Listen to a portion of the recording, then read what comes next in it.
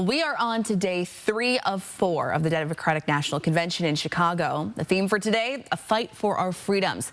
Now, last night featured the Obamas with the headlining addresses, and tonight former President Bill Clinton will be taking the stage.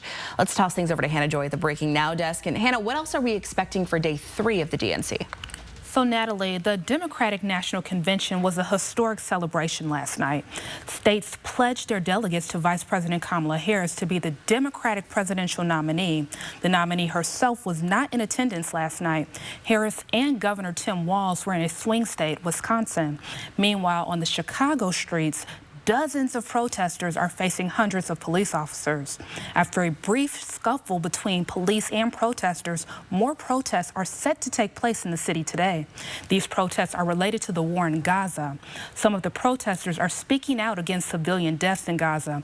Others are showing support for Israel. Chicago Police Superintendent Larry Snelling says that Chicago is prepared. We do expect to see more protests, more demonstrative tactics. Again, we're up to the challenge.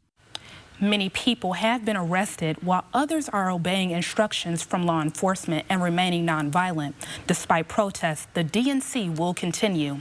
Today, Governor Tim Walz will accept the vice presidential nomination. Former House Speaker Nancy Pelosi, Transportation Secretary Pete Buttigieg, and former President Bill Clinton will take the stage. The convention will begin at 4 p.m. our time and wrap up at 8. You can watch a special hour-long presentation of the DNC starting tonight at 7 on 4 News Now. Reporting in studio, Hannah Joy, 4 News Now.